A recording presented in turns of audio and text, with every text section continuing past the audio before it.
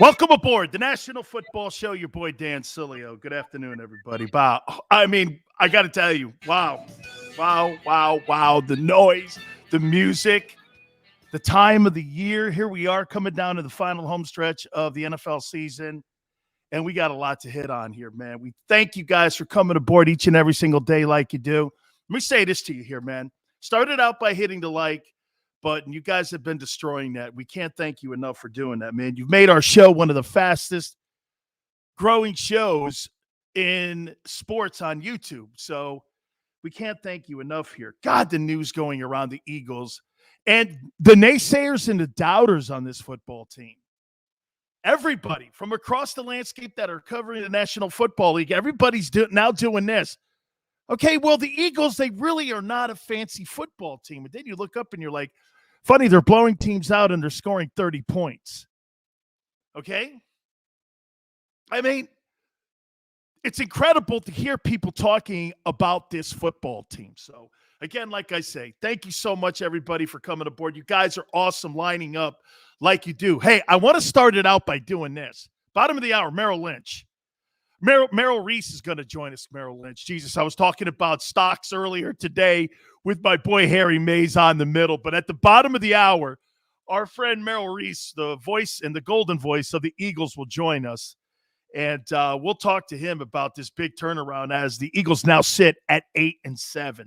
Love you too, NZ Philly. Thank you for coming aboard here. As you guys know how we do this, we throw a couple topics off of you. We go back and forth. I got a boatload of stuff to hit on, obviously, with Merrill coming on the program. We want to make sure we get him at the bottom of the hour, get his thoughts.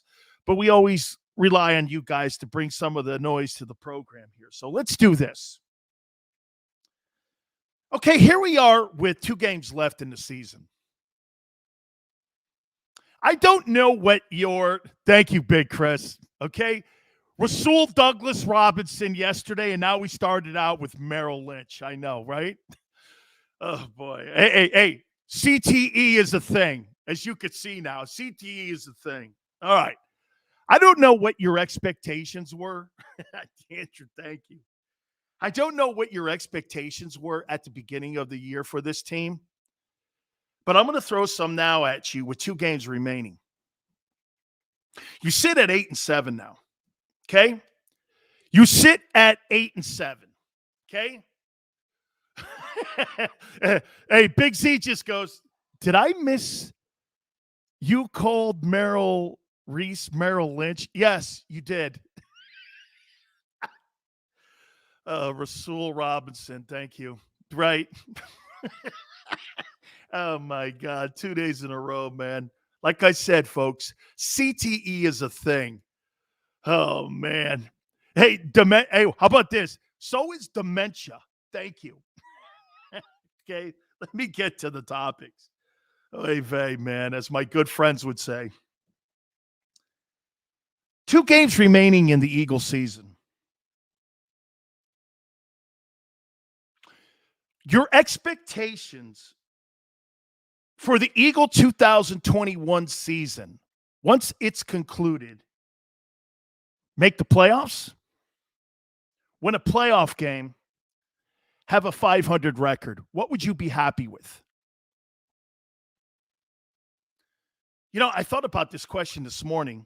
We didn't really expand upon it when I was doing the middle with Harry, but what were take your expectations from the beginning of the year and now apply them here with 2 games remaining.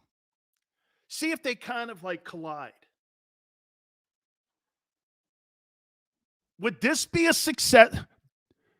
Dan, took too many hits before the show. Well, I'm not sure what that means, but you could be correct on that one.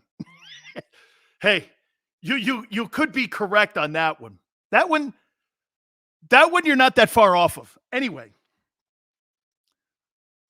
playoffs. Philly, Sheezy was saying 6-7 wins to me. That's what I thought at the beginning of the year. Chalk It Up Sports Philly says at this point, I'd be happy with a playoff game and ruin Dallas's year. Jeff says playoffs. Rashad says having a 500 record. Rookie quarterback and new coach. That's about all I can expect. Hey, Xander, put up Rashad's comments there, because if you saw that at the beginning of the year and I said to you having a 500 record, a rookie quarterback and new coach, and you had a better than 500 record or a 500 record, would you be happy with that in a rebuild? After you got rid of Wentz, after you got rid of Doug Peterson? Paul says, I thought we'd be 6-11. Well, wow. NC Philly says the fact that we're predicting to be 2-16 and having a football team over 500. Tyler, love you too, man. Thank you so much. Muhammad, absolutely. Rashad is right. We're playing with house money now. Ron says, I was expecting 6 to 8 wins. It's all gravy from here now. I love that take. Ron, that's great. Dan, didn't you predict us to be 9-8? I did. I did predict you to be 9-8. At first, remember, no. Here's what happened. At first, I was thinking 4 to 5 wins. And after talking to Baldy in the offensive line, and after talking to him about it, remember I went like this, I'll go 9 wins. 9 wins. I said that at the beginning of the year. By the way, it wasn't looking very good at the beginning of the year either, right?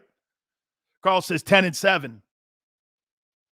East Camden says, I thought it was a rebuilding season. It actually is. You got a new coach and a new quarterback. How do you not think? Trevor said, I said 2-15. People forgot that.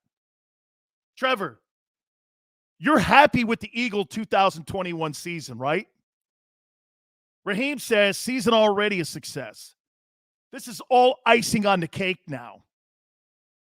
Paul says, I remember you calling it 9 wins. Okay? By the way, some of you talked me into that this could be a surprise football team. Okay? And it has been. Would we not put the Eagles in the conversation as one of the biggest surprises in the NFL this year? Ken says, originally I was 4-12. Muhammad says, you can't imagine a new quarterback and new coach that would result in a winning season. Trevor says, happy? Sure. I just wanted Howie fired so I could be totally happy. Timothy says, yes. Chalk It Up Sports Philly says, people called me crazy for saying we can win 10 games. Well, you're on the cusp of doing that if you can close it out here. Ron says, Sirianni, coach of the year. He wins 10 games, gets in the postseason. He is the coach of the year. Eric says, what up, Big Sills? I was 9 or 10. Man, you guys had a lot of confidence in that offensive line because it had to be. Michael says, quite the turnaround. Chalk It Up Sports Philly says, call it blind faith if you want. Got to have it in sports, don't you? You got to believe what the coach is selling. You got to believe what the organization is selling. And what they were pimping was actually correct. Andrew says 10 wins would be a huge Christmas present. Here's for me. I'm with some of you out there. I don't need a playoff win. I think this football team is already a success. Frank says, I thought this team was an 8-9 win team to begin with, so I'm not that surprised. I was not shocked at the slow start either. It takes time for a team to come together. Frank, you're right, especially new coach, new quarterback, new system. But haven't you been surprised? Usually a new system. Take a look at the new coaches, okay? Look at the things that are going on in New York with the Jets. Oh, Ken says happy birthday to Big Sills this Saturday, I believe. Have fun, brother. Okay. Some people have been looking up the Wikipedia like I told you not to. Okay, birthday's coming up. Yes, it is.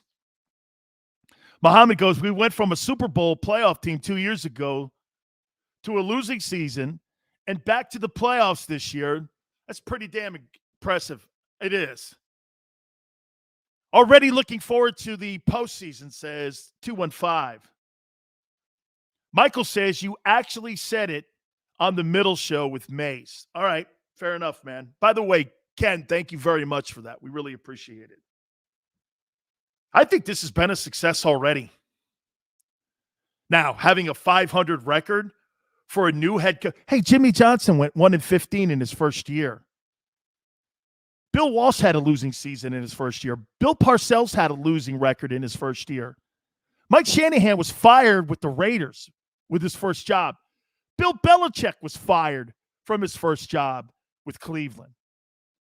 People who have 500 or better records in the NFL their first year, it's what you're seeing Matt LaFleur do, okay? What you're seeing Matt LaFleur do in Green Bay is unprecedented. Won 36 games in 3 years. Come on, man. Dante, what's good? Your Eagles, man. Your Eagles. Dion says, I think Sirianni deserves more credit. I gave him the credit for the turnaround yesterday, Dion. I think this is his. Hey, the head coach is responsible, as John Madden says, for everything that's on that football team. The offense, the defense. Okay? Dan, a New Year's baby. Are you out with the old or in with the new? I like the new. My daughter says, Dad, don't be a dude that barks about get off my lawn guy. She's always constantly upping my reference points going, Dad, nobody cares about Joe Montana. Nobody even knows who Joe Montana is. They only know the state of Montana. Don't talk about John Elway and Joe Montana. Okay. Yeah. Right?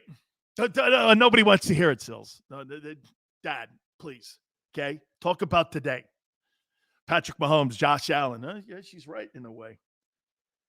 This has been a success. All right. Now, this little nugget was dropped on us, and I think this also is going to tell you. Lawrence, appreciate you coming aboard. By the way, all the newbies, please hit the like button. We appreciate it. So this little nugget was dropped on us this morning when I was with Harry Mays on the middle. This is according to Chris Mortensen. And I think this tells you a little bit where the Eagles are right now with Jalen Hurts. And I'm paraphrasing this. But according to reports, Chris Mortensen, after the Jets game, Gardner Minshew went into Nick Sirianni's office and said, what do I have to do to be the starter with the Eagles? And you know what Sirianni told him? Can't. It's over. We're committed to him. Won't happen. It won't happen. Then I guess Minshew went on the Chris Long podcast and started barking about, hey, I don't want to be a number 2, which means probably the Eagles are going to move him in the offseason for a draft choice. And as a matter of fact, I don't know if I have a problem with that. I want my number 2 guy to be a guy who always wants to think that he can start. So I'm all right with that. As long as he's not making too much noise and I don't have to slap him around a little bit if I'm the head coach or the general manager. I can politely tell him to sit his ass down and shut the hell up. Okay? I don't really have a problem with that as long as he's not a nuisance. Now, he became a nuisance in Jacksonville, and that's why they moved him. Because he was constantly going into Urban Meyer's office going, you're really going to start that guy over me? Yeah. Well, when you draft Trevor Lawrence and you give that kind of money and you have that kind of ability that's coming out of the draft, you're not going to start Gardner Minshew. Okay? Yeah, Timothy. Yeah, that's Chris Mortensen reporting that, not us. But I also think it tells you that the organization is committed, but to what level? Here's what I think with that report, according to Chris Mortensen. And by the way, the people in Philadelphia deserve a little better because it's not being reported in any of the radio stations, and really it's not been really barked about that Minshew went into the head coach's office, according to Chris Mortensen, and demanded that he have an opportunity to become the starter with the Eagles. It's not being reported enough.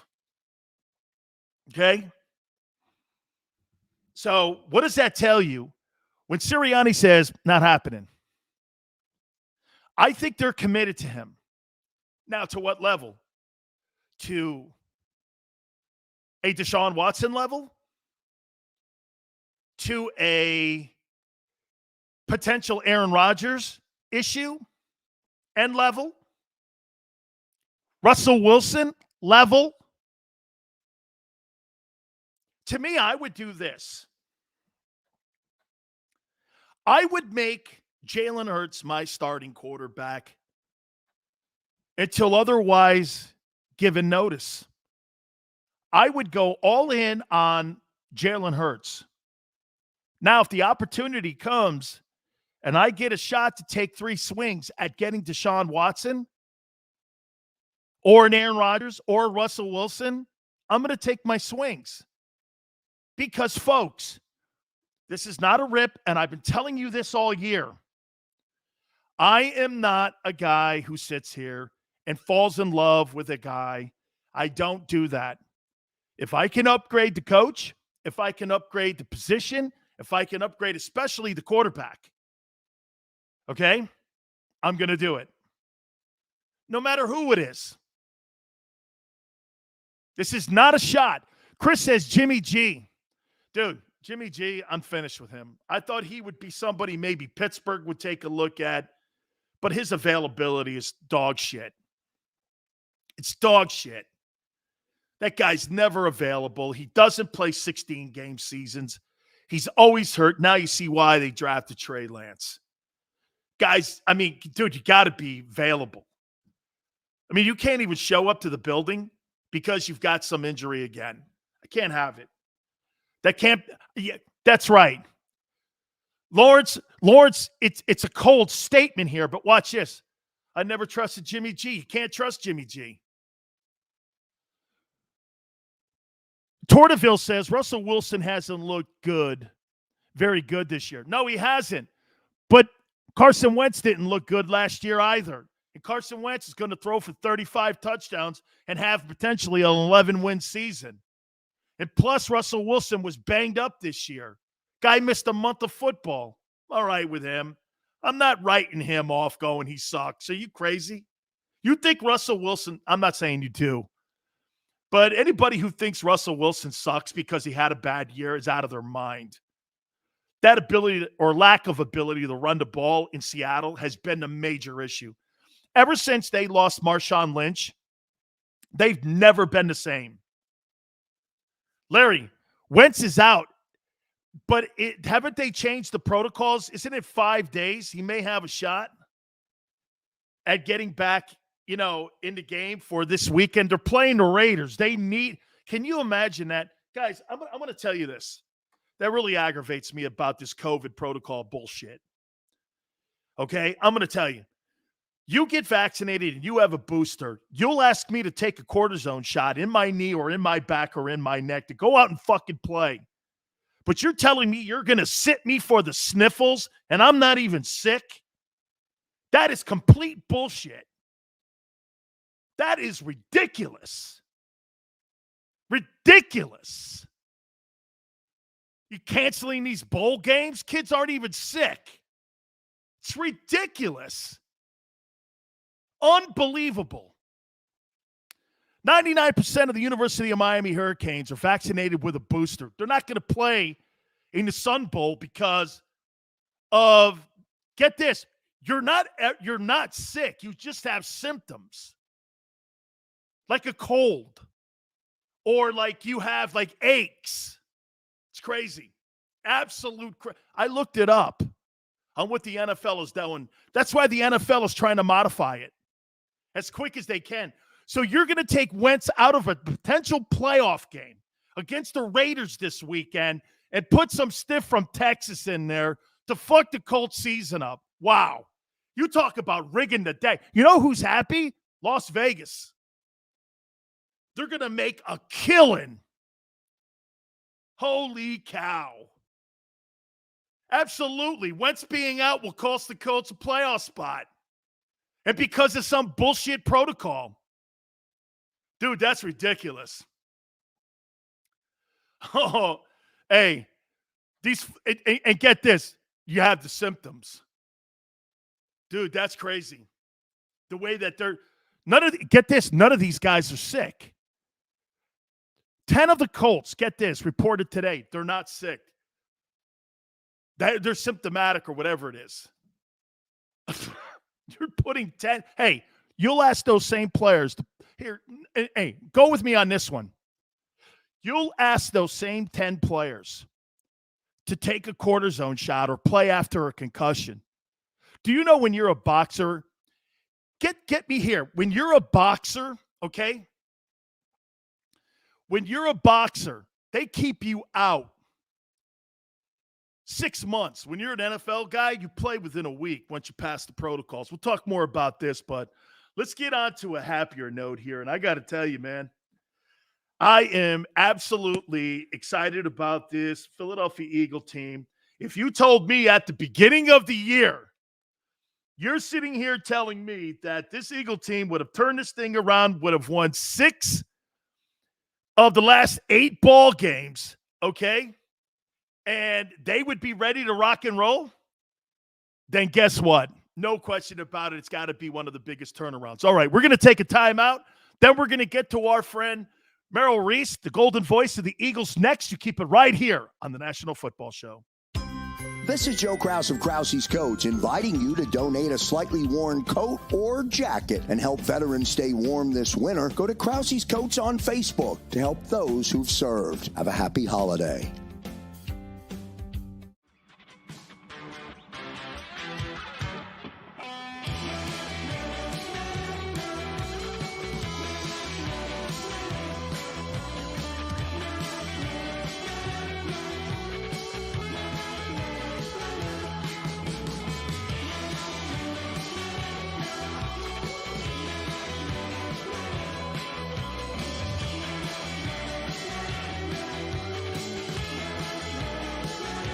At Stateside Vodka, every new customer gets the world's best rocks glass, free. What's that? A rocks glass? You're telling me that bottle is cut in half? You could say that. Holy shit. And you're telling me I can get one of these glasses for free? That's right. 1 free rocks glass per customer with each first-time purchase of Stateside Vodka. So good, it just disappears. The city of Philadelphia sparkles during the Christmas holiday season with an array of colorful light displays and illuminated Christmas trees, donated or installed for free by the talented electricians of IBEW Local 98.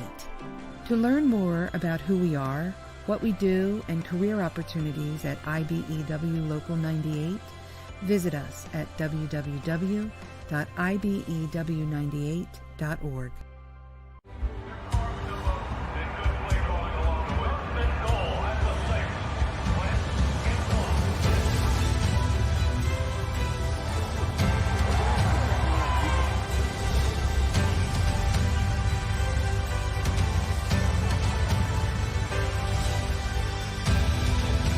Field of life, First Trust Bank is there for you.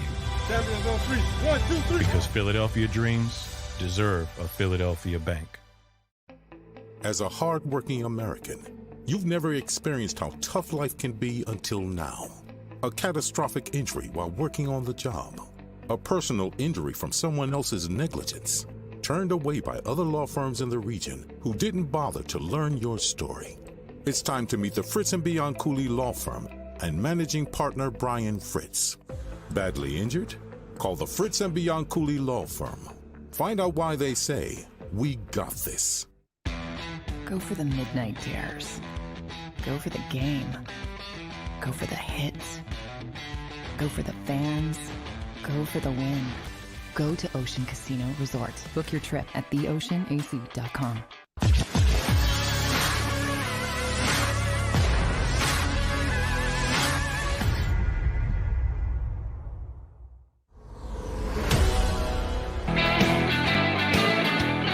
Welcome back, National Football Show. It's your boy Dan Sileo.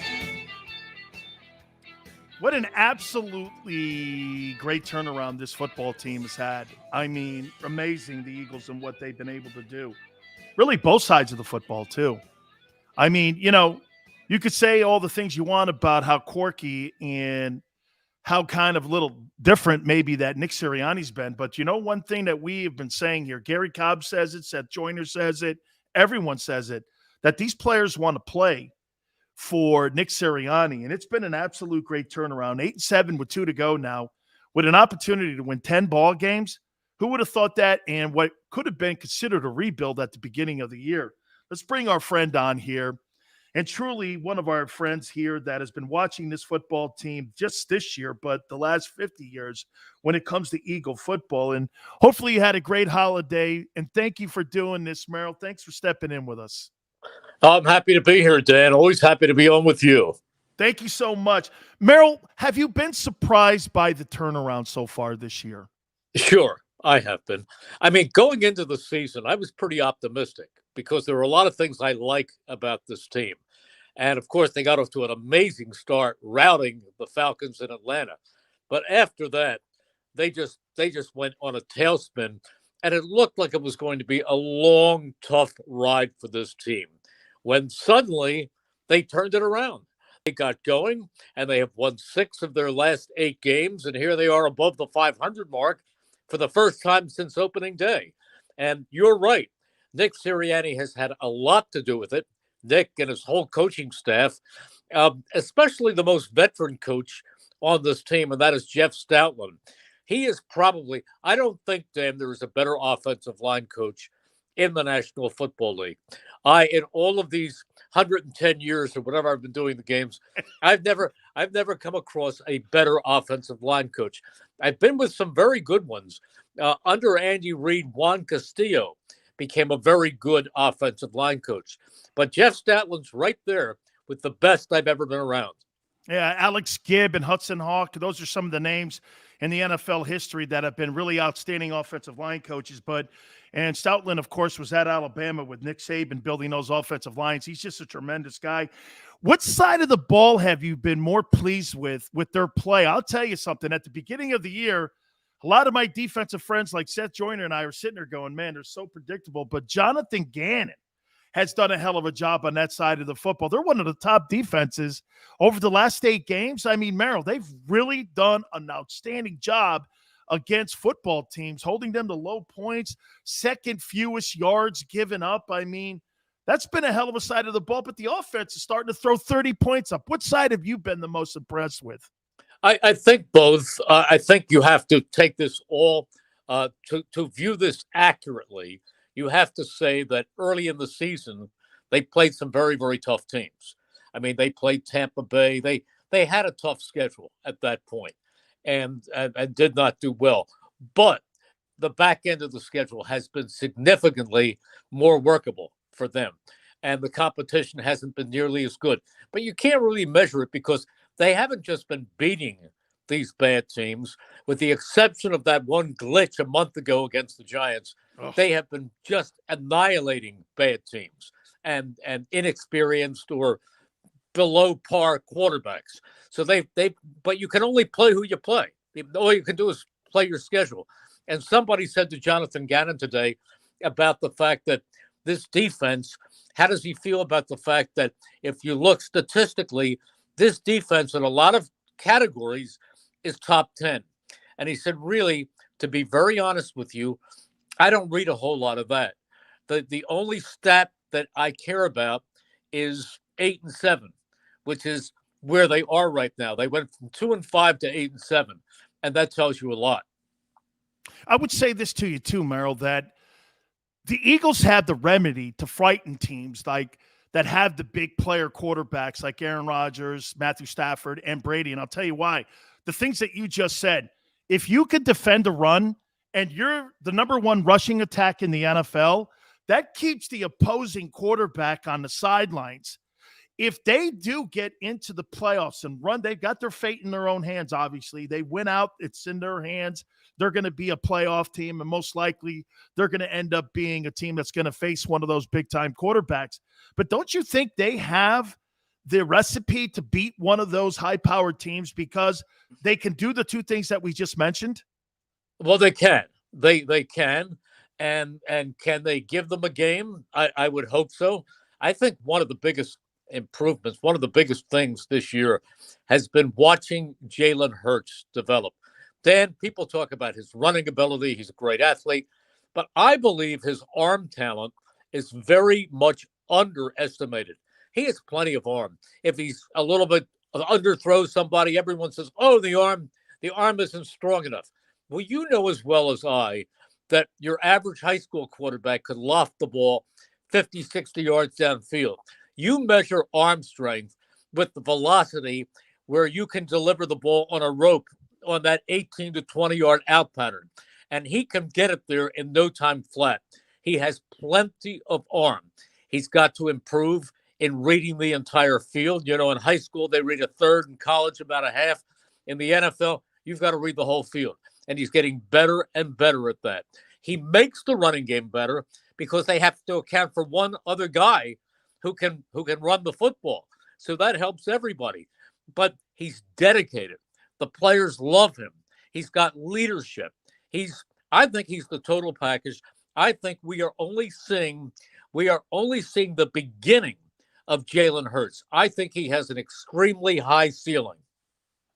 You know, you kind of buried the next question in on me. So I was going to ask you, do you think he's passed the audition to be the future of the team? And I'll tell you where that also puts the Eagles. And the last time I had you on, I'm going to bring it up again. You're going to be $50 million in salary cap space. You're going to have 3 first-rounders. Look at what you get to do with a guy who's now a Pro Bowl alternate. By the way, I think people they're not giving that enough value that the guy is. He's going to go to because you know Rodgers and Brady aren't going. This guy's going to end up he's going to be at the Pro Bowl. Yeah, and believe me, he deserves it. He's that good. He had one bad game against the Giants, but other than that, I mean, he leads the entire NFL in explosive plays this year, and also he broke a record this year.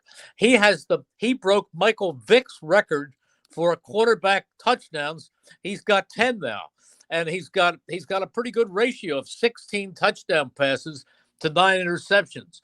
So, and 3 of them came in that one bad game against the Giants. But other than that, he's really done well. And if you talk to him after a game and you ask him a question about himself, he'll only tell you after a loss, he'll say, I obviously didn't do enough. And he wants to know whether do you win or do you lose? That's it. He doesn't care about his own individual stats. But believe me, Dan, he is very, very special. And now you say, does he pass the audition? I think that's where we're headed yep. for him to be the quarterback of the future. Well, he passes my audition. Unfortunately, I do not get a vote. But I can't imagine that the people who make those decisions, Jeffrey Lurie, Howie Roseman, the personnel department, the coaching staff, I can't imagine that they can look at this guy week in and week out and not recognize the tremendous growth and the potential for enormous growth. You know, Merrill, I'm going to give you a story that Chris Mortensen reported. And again, I think this goes into where you're going. And again, not to throw any shade at Gardner Minshew, but according to Chris Mortensen, after the Jets game, Minshew went into Nick Sirianni's office. This is all with Chris Mortensen, who I respect a lot, and I think we all do when it comes to his reporting and what he's done for the NFL. Mortensen said that he went in and asked Sirianni, what do I have to do to become the starting quarterback for the Philadelphia Eagles? And Sirianni said, won't happen. We're committed to him. He's our guy, and it's just not going to happen. We're going to put all of our resources and everything we can behind him. I think that tells you a little bit what the front office is thinking when you're telling a guy who had a pretty good game against the Jets and people were kind of clamoring around Philly going, hey, I wonder what the offense would look like with him in it, that he would make that statement. According to Chris Long's podcast, that was also conveyed again there with Minshew talking to Chris. So I think that, and again, not to throw shade on Gardner, I'm just saying I think it shows you the direction they're going with Jalen Hurts. Do you agree? Well, I believe that, and I believe Nick believes that. Sometimes things change week to week in this business. And this is a very big game against Washington to see how he comes off against them. I mean, Washington is coming off not just a bad game, but an embarrassing game on many fronts. Players in disharmony on the sideline. We all saw that. A team that was just annihilated by Dallas. But keep in mind, their coach, and I know you know him too, Ron Rivera, Great coach. He's a tough guy, and he's a great, great coach. He's a friend of mine. He's going to have them playing. If it were another coach and that coach were halfway out the door, maybe they quit on him. There will not be any quit this week on the part of the Washington team. Ron, I guarantee you, Ron peeled the paint off the locker room wall this week talking to that team. So I think it's going to be a very tough game, and it's going to be the kind of game that a guy like Jalen Hurts loves to play in. He loves to play a game where so much is on the line. He's got poise. He's got passion. I think he's going to do well. But I don't think this is going to be a walk in the park by any stretch of the imagination. Absolutely. If people think that the Eagles could just throw their helmet on the field and think that Washington, like you said, led by Ron Rivera, Rivera's the only thing, Merrill, that's keeping that franchise afloat right now when it comes to showing up and playing ball games on weekends, because like you said, the character issue that he has is absolutely incredible. This is going to be a dogfight. It's an NFC East game. They're always close football games. That leads me to this. The impact of Miles Sanders being out will be what to this Eagle offense?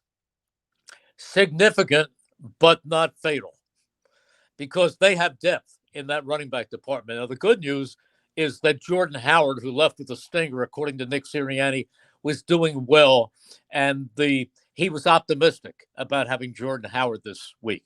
He also has Boston Scott. Love that kid, little number 35. I don't want to give him that kiss of death by comparing him to a Hall of Famer, but his style reminds you a little bit of Darren Sproles, where he kind of hides behind the big offensive lineman and then all of a sudden explodes from a hole that nobody even knew was a hole. He's exciting, and he's a good player. And they have a rookie, Kenneth Gainwell, 4th-round pick out of Memphis. He's good. He can run with the football. He can catch the football. He's good. They also have Jason Huntley on the practice squad. So I would think if Miles is down for this week, they elevate Huntley as the 3rd running back, and he's a guy with a lot of speed. But as long as you have Boston Scott and you have Jordan Howard out there, they can cope without Miles for a while. Miles is an exceptional back, but he's the kind of guy who he'll pick up 4 yards, 3 yards, 4 yards, and then 36 yards. He reminds you of some of those backs like an Emmitt Smith, who just when you get a little bit sleepy and you think you have him, you end up looking at the back of his shirt walking into the end zone. I used to say this about Emmett all the time, Merrill. I'm like, you never saw him break away like Barry Sanders. You'd see this 8 yards, 10 yards, 9 yards. Then you'd look up 28 carries, 156 yards. And you're like, where the hell did that come from? This guy's got 156 on the ground here. I want to throw this at you too here, okay? With all the expectations, or maybe not many expectations at the beginning of the year, because you could have looked at it as a retool, a rebuild, a refit, what have you. When you look at this 2021 season, at the end of the year, with 2 games remaining, will you feel good about the 2021 season if they make the playoffs, win a playoff game, or a winning record? Do you think that this has been a successful season already, or do one of those 3 things have to happen for it to be a successful year? Dan, they were 4-11-1 at the end of last season. They said goodbye to a popular coach. They said goodbye to a quarterback who wanted to leave.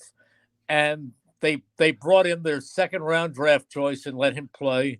They brought in a coach who had never been a head coach before and a young staff. I think their average age is 17 and a half. They brought in this young staff. And you know what? The worst they can be is 8-9 this season. To me, and I still think they're going to win at least one of these last 2 games.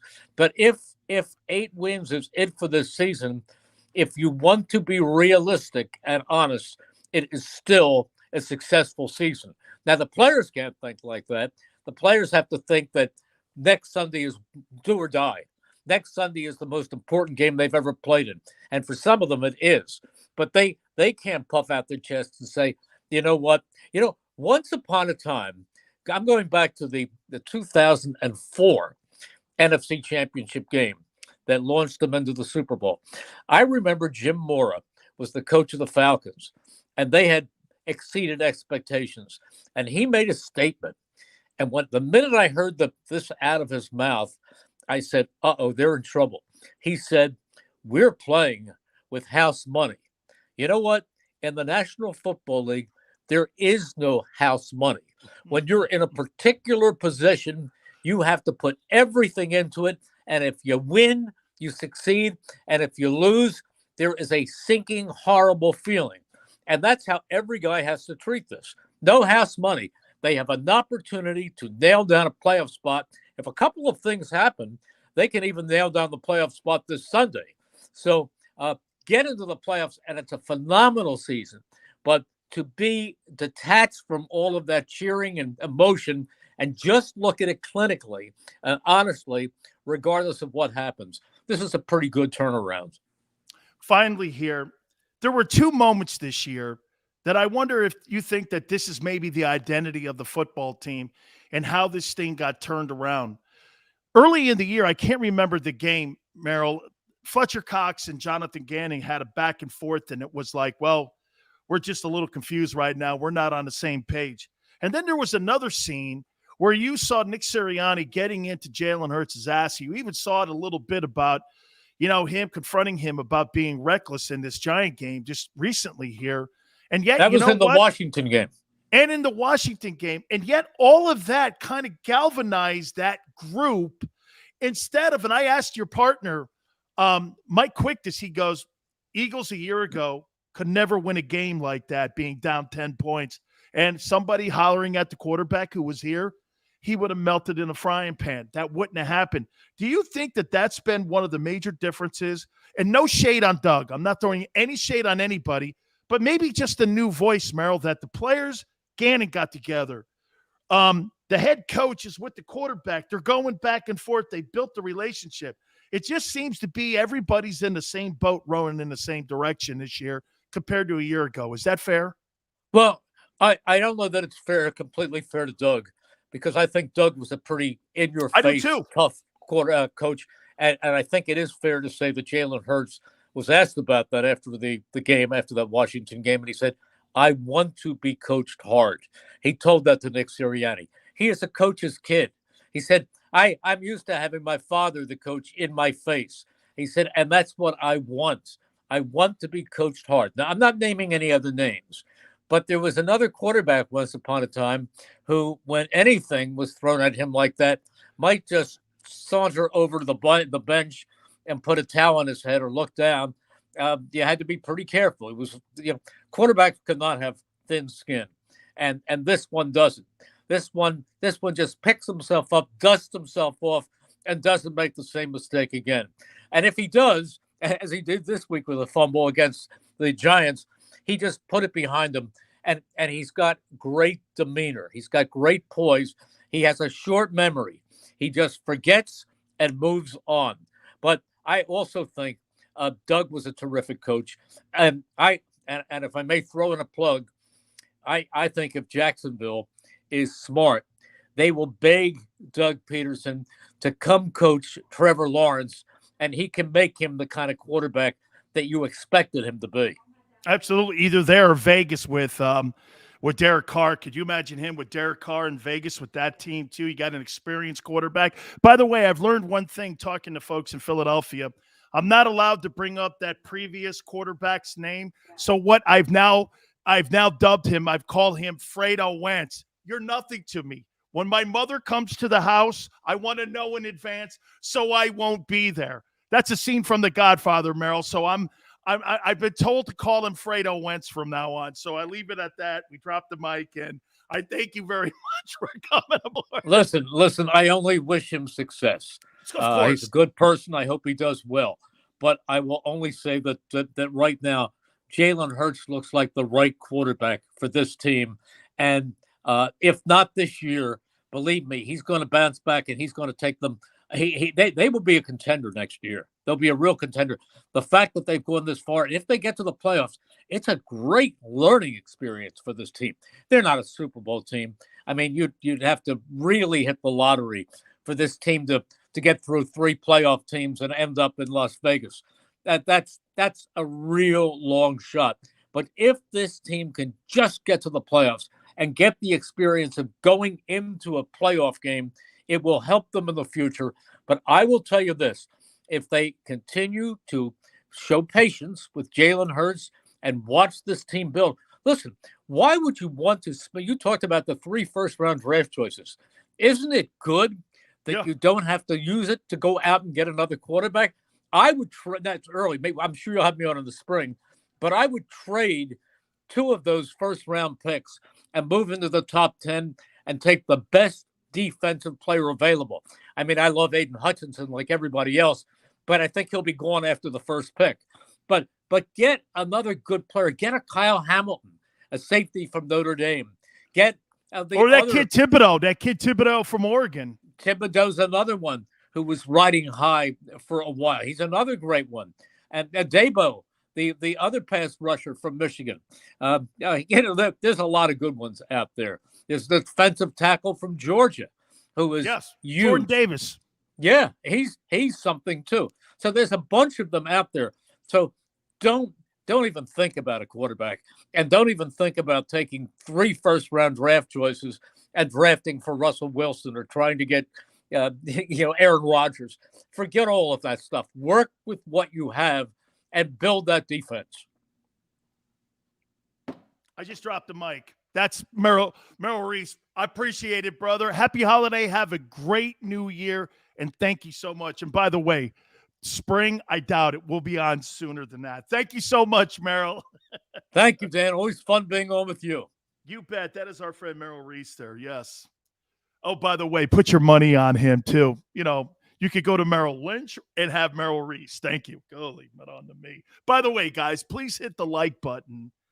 He's just awesome. By the way, man, I love how he subtly throws shade, but not really on Wentz. It was great, man. A nice way of getting punched in the back of the head. Pretty cool stuff. All right.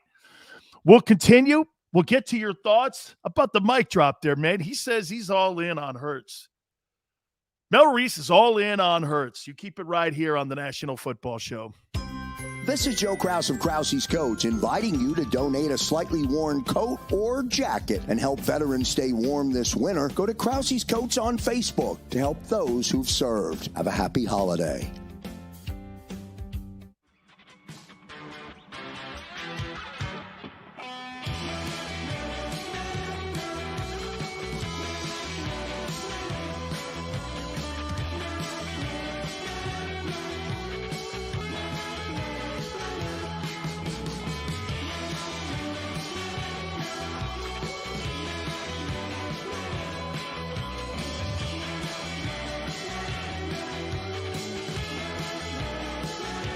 At Stateside Vodka, every new customer gets the world's best rocks glass, free.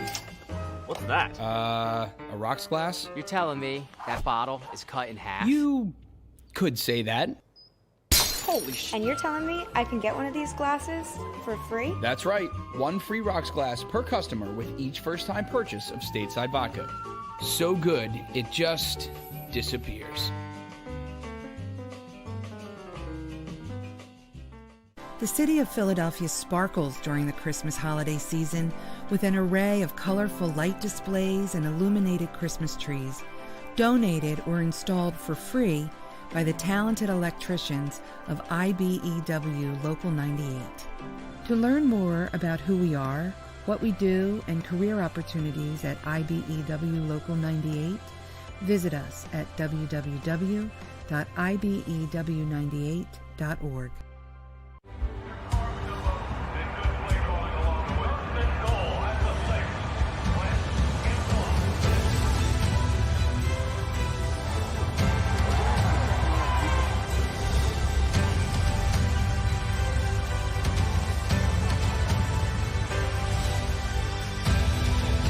Field of life, First Trust Bank is there for you.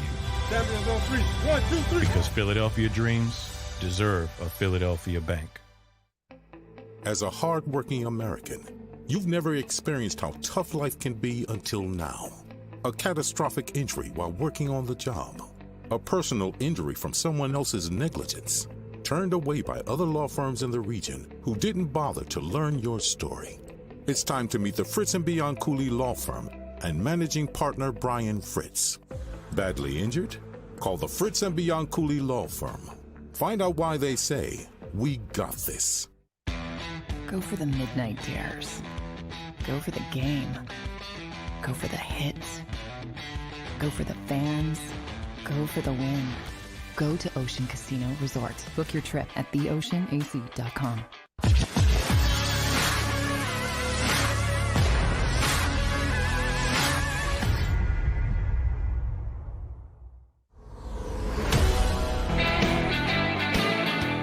Welcome back. National Football Show, your boy Big Silver. Merrill Reese is completely sold on Jalen Hurts, man. There's no denying that. There's no getting around it. Loves his demeanor, loves his leadership, loves the way he controls himself, loves the way he handles criticism. I mean, this guy is a prototype. How about this? Is this guy a 2.0 at Dak?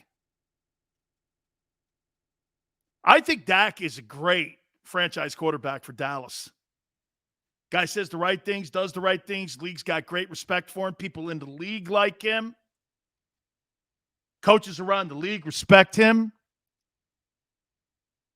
Hasn't Jalen Hurts started building that kind of equity with the league now? Look at his journey. Look at his story. Some are saying, how about the price tag? Oh, my God. You only owe that guy for the next 3 years, $3.2 million. Bro, that's a get over. And you don't have to pay that guy $25 million. Holy shit, is that getting over? This is how dynasty. I'm going to tell you one more time. This is how dynasties are built. Ariel, give Jalen time to build. Why start over? Here, Ariel, think of this.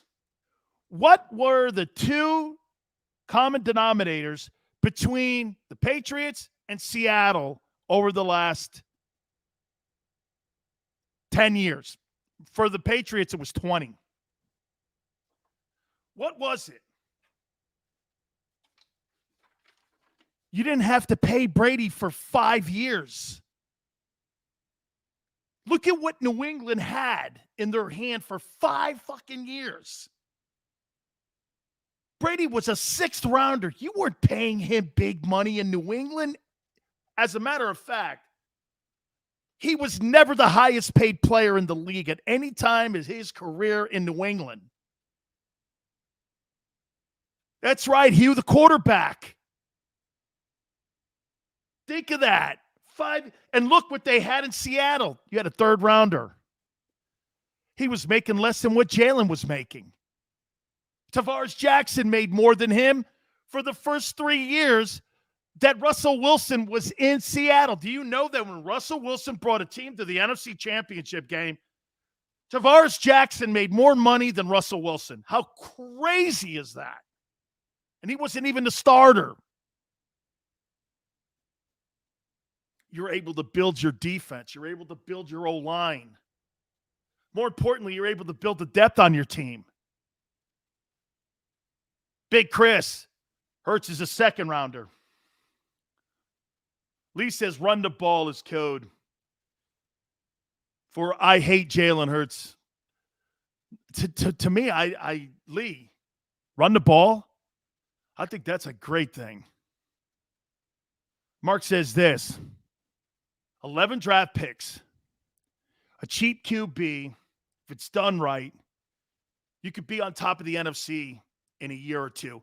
Hey, Mark, I said this flat out, that I think that the Eagles are going to be a better roster and a better team than the Cowboys in 2023. Guys, refresh the newbies that are here with us right now and tell them 2023, the Eagles are going to be better than the Cowboys as a roster complete from top to bottom because of what's happening right now if you're doing it correctly.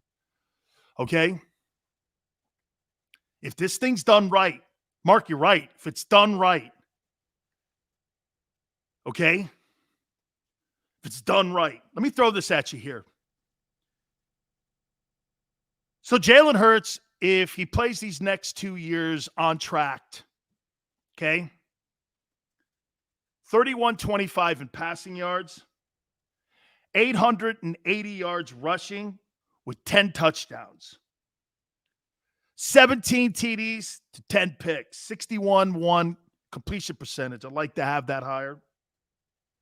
87 QBR. And potentially you win 10 ball games. And like I said, 800, you have to add the 850 or 880 yards rushing into the dynamic too with the 10 touchdowns rushing. This guy could be responsible for 30 touchdowns. It's pretty great, man. What's he averaging? 52-9, 53 yards a game rushing. Pretty impressive. That's why he's a Pro Bowl alternate right now. Okay, right? Rashad says the Eagles might be in the Super Bowl in 2023. Absolutely. How about this? If you're not a Super Bowl contender, something went sideways fast. Fly says offense needs more chemistry. Defense needs more talent. As rusher. Work in the linebacking core. And to me, I think you need a freer, strong safety. And I'd like to have another corner on the other side. Here's what I would like to do free agent-wise. Free agency will happen before the draft. Okay? Steven says, if he can get to 65 completion percentage and 4,000 passing yards, we can live with that. Steven, that's what you're going for there. Because, Steven, right, you're adding in the 850 rushing yards and the 10 touchdowns because that'll be a common denominator added into the stats when you're evaluating them. Okay? Right. Too many drops this year. Right, man. Hey, Dallas Goedert, I know you guys love him. May I be critical here? Guys, catch the ball more, kid. Catch the ball more. Man, dude. Every time I see him hit his hands, sometimes they're like bricks. Do me a favor, okay? Catch the ball more. He looks like he could be very good.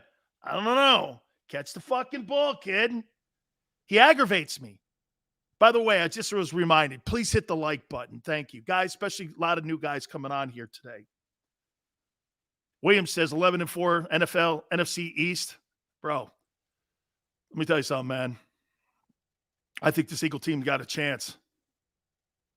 Big Chris says Goddard goofing off, not focused. I hate that. Thank God he's not a surgeon. Open heart surgery. This guy's goofing off, not focused. Fuck that. I don't need a jughead in there. I need a guy who's focused and wants to win all the time.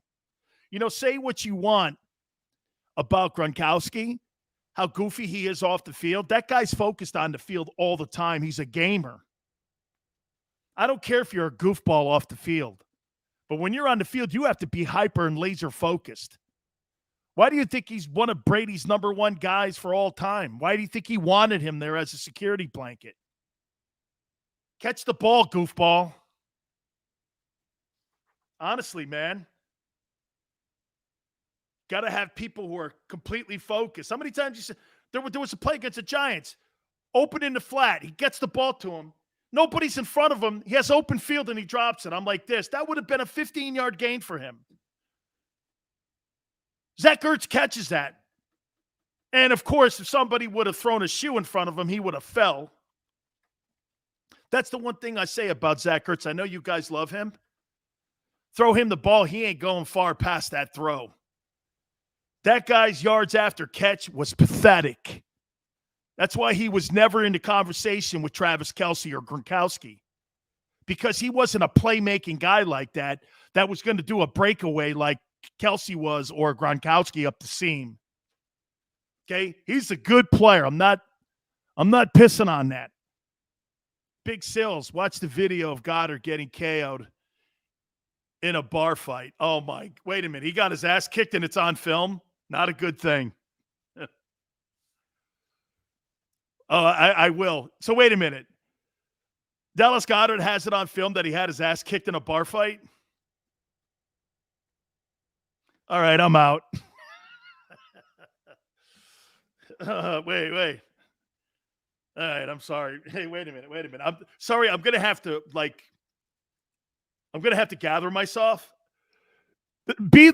Lizzle says bro, there is no such thing as a sucker punch. You have to be always ready for somebody to throw hands at you. There's no such thing as a sucker punch.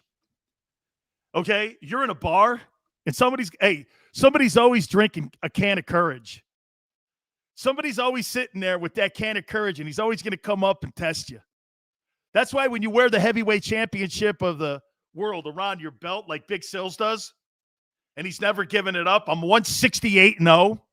Oh, God. Here it goes here.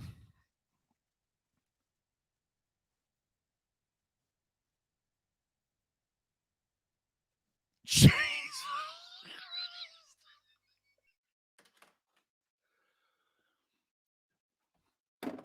I'm a little dizzy now. Hang on, I'm wobbling here. Wait, I got to gather myself. I have to gather. I don't even know what the fuck I'm talking about now. Hey, hold on. Let's take a time out here. Please hit the like button. I'll gather myself. I don't know if I'm a fan of Dallas Goedert anymore. I'll have to reevaluate that in the timeout. Okay? I may have to call him K.O. Goddard. Okay? Hang on for a sec. We'll be right back. You keep it here on the National Football Show. This is Joe Krause of Krause's Coats, inviting you to donate a slightly worn coat or jacket and help veterans stay warm this winter. Go to Krause's Coats on Facebook to help those who've served. Have a happy holiday.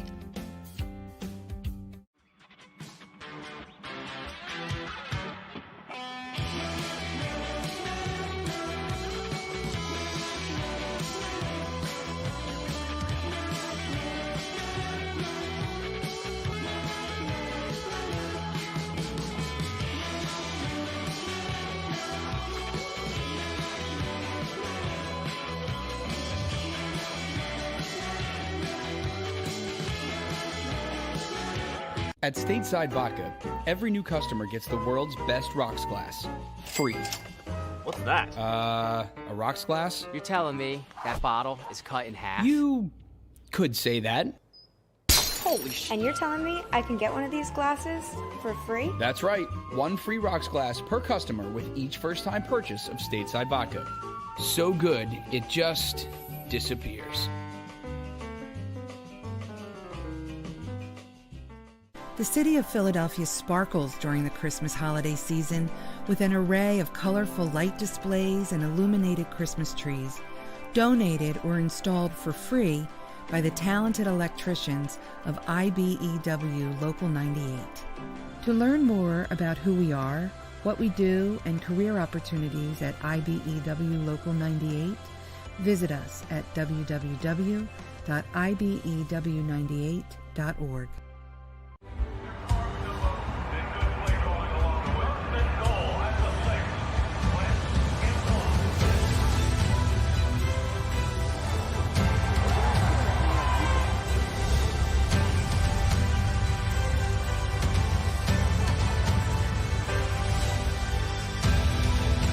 Field of life, First Trust Bank is there for you.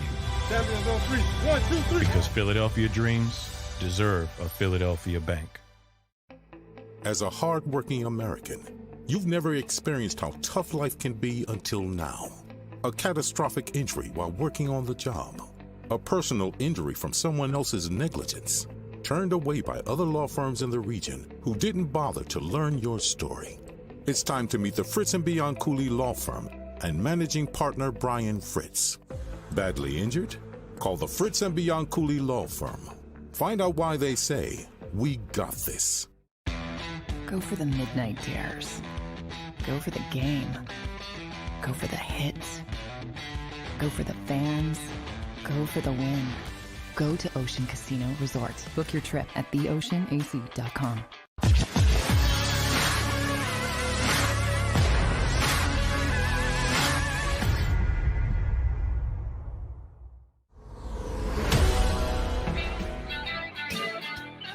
Welcome back, National Football Show.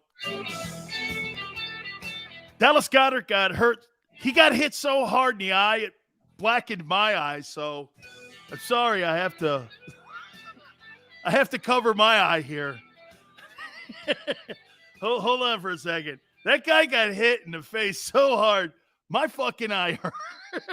Welcome to the National Football Show, hour number 2 here. Sorry. Hey, wait, my eye's killing me after watching that video. Holy cow, man. Dude, that's on film for eternity, too. You know how they say it's on the internet? Dallas getting knocked out like that? Hey. Hey,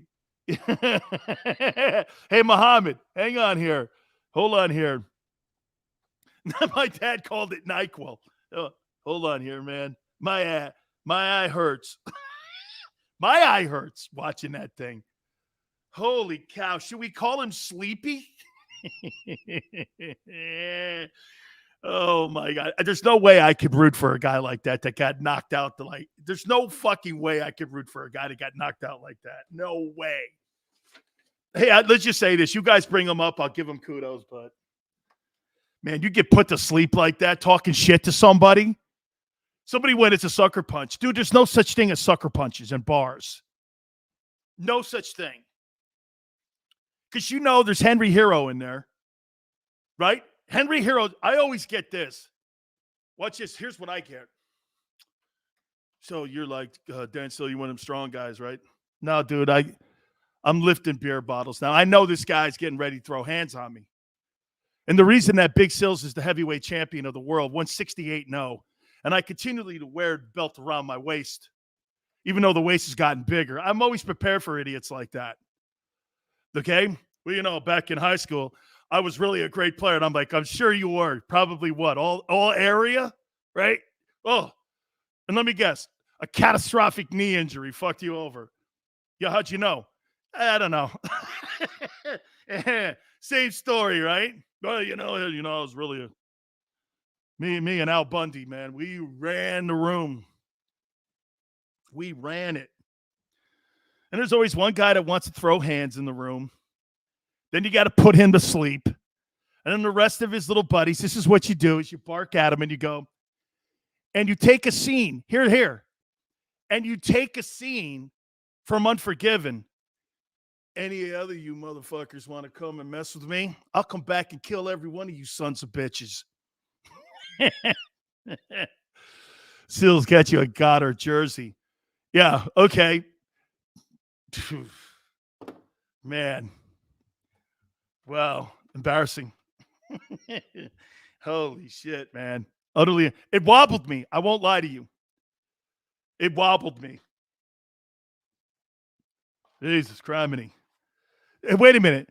That guy hit him so hard, that guy has bad hands now. Oh, hey, what was worse? Watching Ian Book. Oh, by the way, Ian Book last night. I thought I was watching the no-name Miami Dolphin defense last night. Okay? I thought I was watching like Manny Fernandez and Nick Bonicani last night. How many times did he go down? 8. Then again, it's Notre Dame quarterback. So you know me, I was rooting that shit on. Hit that guy. Hit him late. Drive him into the ground. Knock him on his ass. Referees aren't going to be kind to that kid. He's going to have to. Welcome to the NFL, kid. Yeah. Tony Soprano. Right? Like it's season 6. Getting knocked out. Holy cow. Yeah. Guy, I know he's a young coach, but I put the lack of discipline on Sirianni. How often do you see less talented guys acting a fool in New England?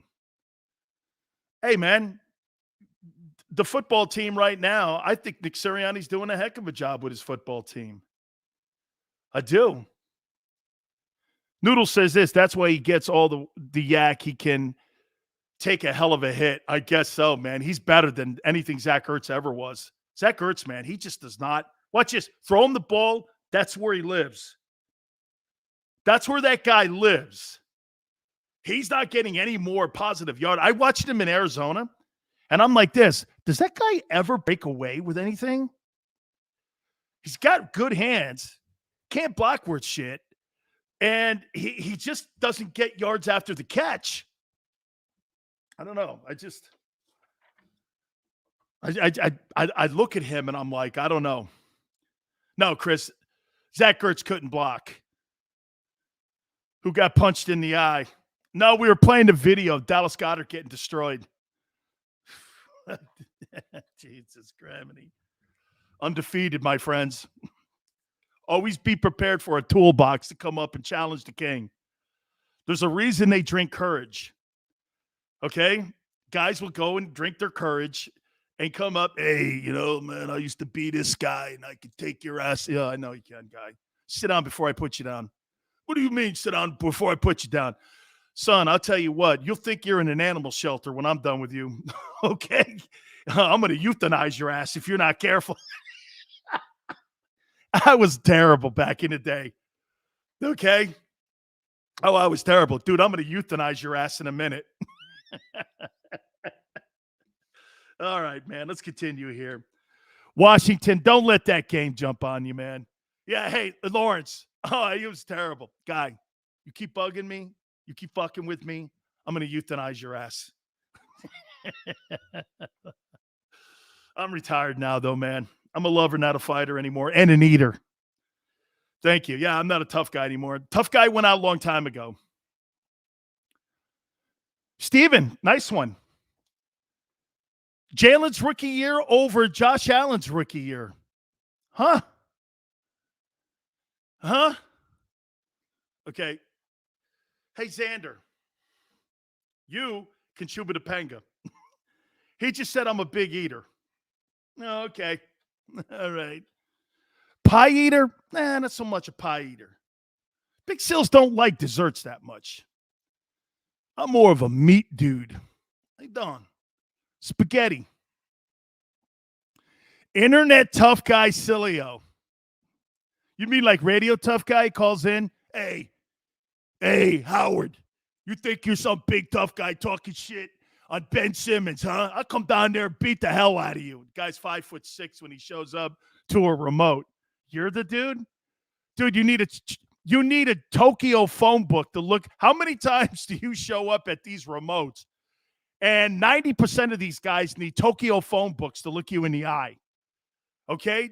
Hey, dude, stand on a Tokyo phone book before you can look me in the eye. The guy you looked at, that's the guy's been talking shit to me for the whole year? You?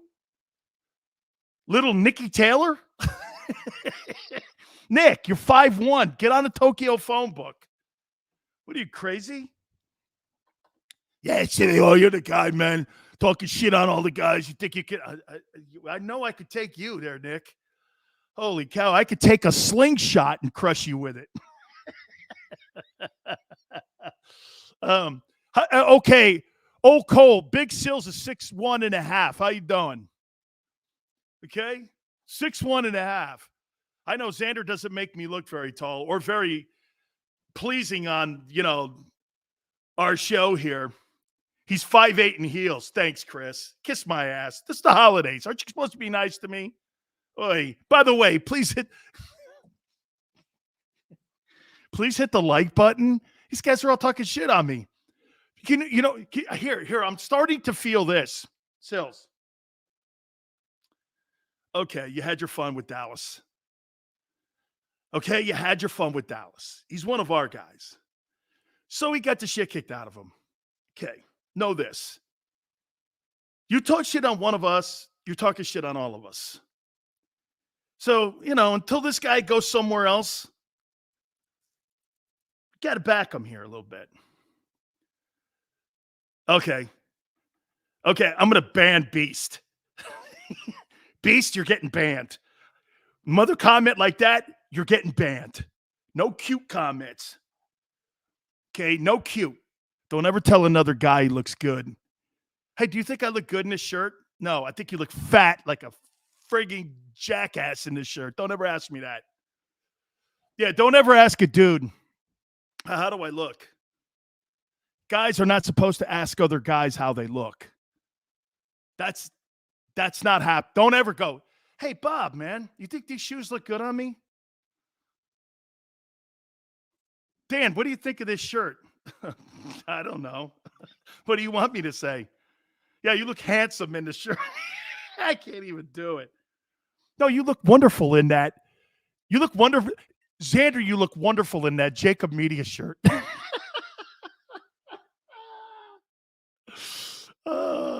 Candor, stop it. You guys are going to see. This is perfect right here. This is what Philly's all about right here. Merrill Lynch. And what's the other guy? Rasul Robinson. Holy vey.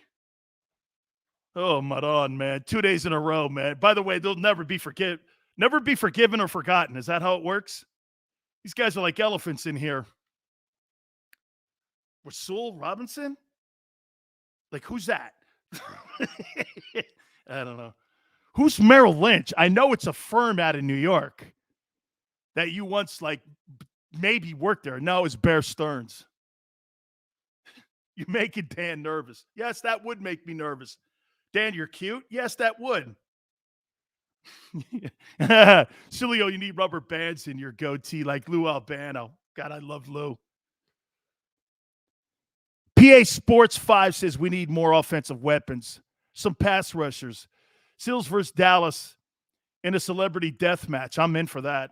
I know I beat that guy's ass.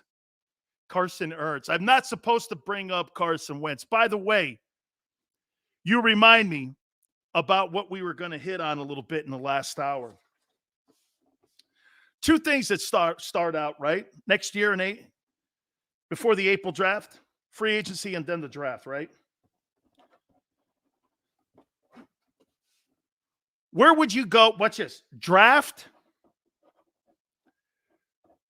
free agency. What would you use your money on, veteran-wise, in free agency? Okay? Ariel, I need to stay another year or two. I should have. Okay? I should have. Oh, boy. Wide receiver. Okay.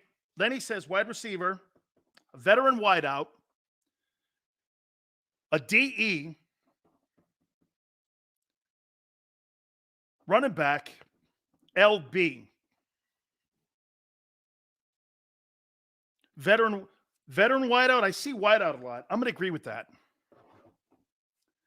I'd like to have a veteran wide receiver on that group and in that huddle and in that room. I'd like to have, by the way, he doesn't have to be a gigantic playmaker.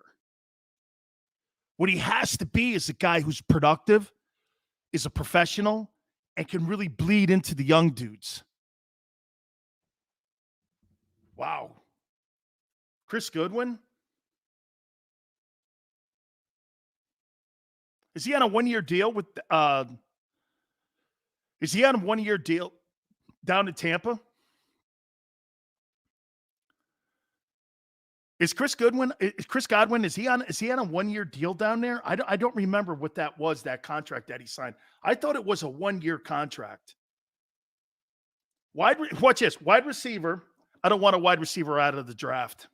Stop doing that. Stop doing that. They franchise tagged him, Lenny. Boy, man, Chris Godwin would be awesome in a Philadelphia Eagle uniform. But wait a minute now. Let's do this. Before you start talking about wide receivers coming to Philly,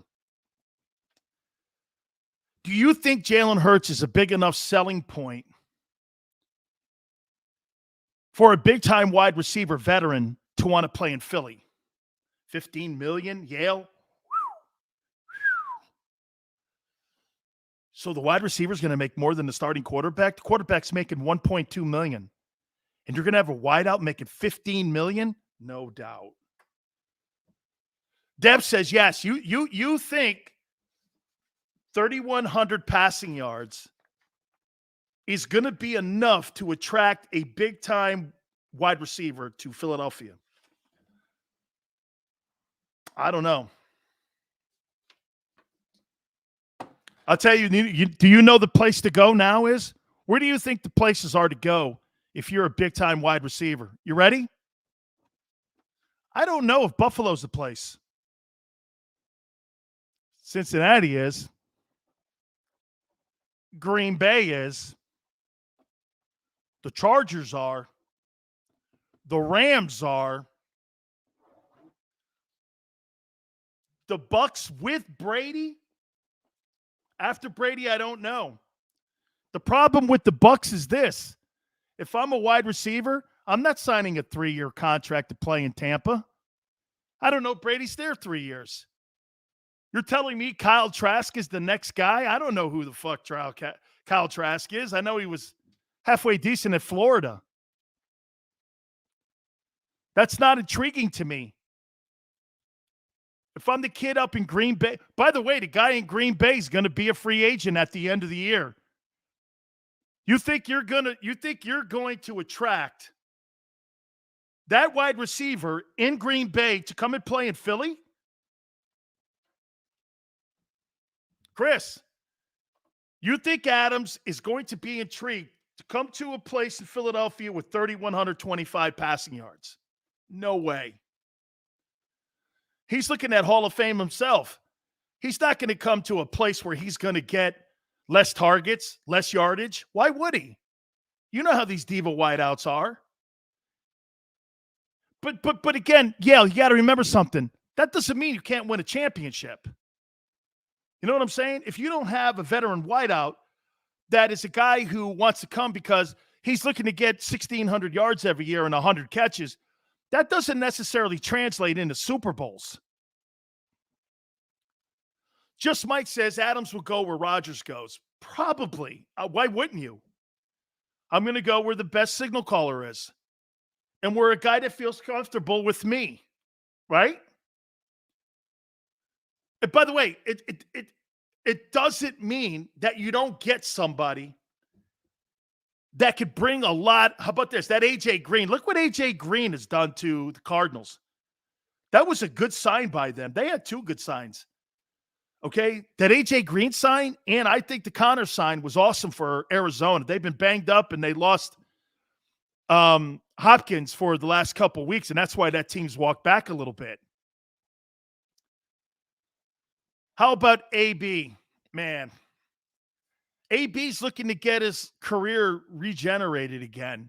Coming to a place where he's not going to – you'd have to pay him $6 million.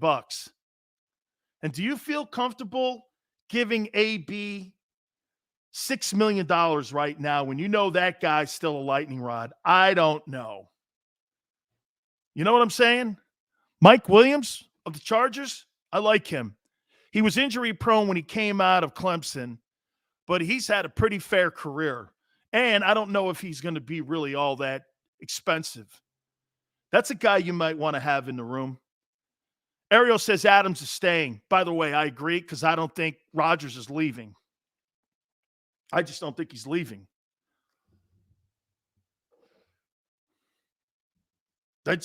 Julio Jones, you think Julio Jones is aggravated being in Tennessee?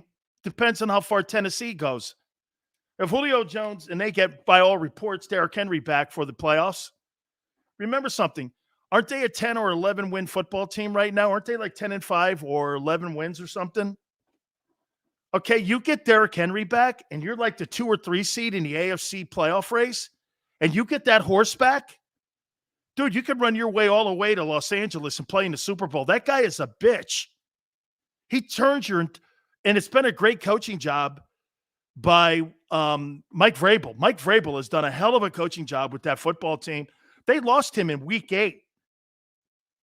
And they're still winning ball games. Vrabel's done a hell of a job. Ryan Tannehill is his quarterback, and they're still winning. It's been remarkable. Okay, it has. So I agree with you.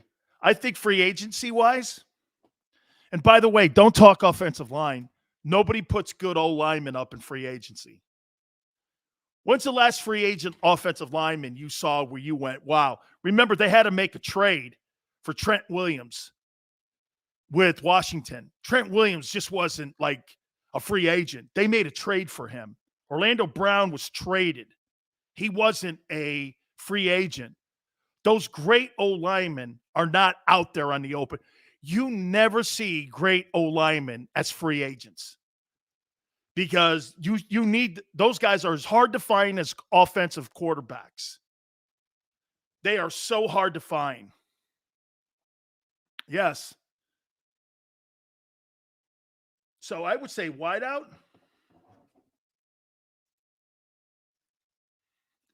I'd like to have another experienced running back, especially a red zone guy.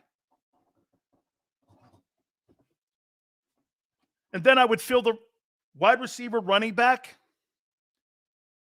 And you know what, too? I would even say this to you guys. How about this? You need to have a lot of smarts at free and strong safety. You can't find that in the draft. Okay? And you see what Seattle did with Adams, how much money that they gave away in draft commodity. That was a colossal mistake. Colossal mistake. They gave their future away, and he's underperforming this year. So to me, okay, going in the draft, I need a smart guy back there that knows coverages, that knows defensive schemes. So I'd like to have a veteran, free or strong. And then the rest I fill in with the draft. I don't need to draft another wideout. Okay, stop with the wideouts. Okay, you need to start building that team from the inside out.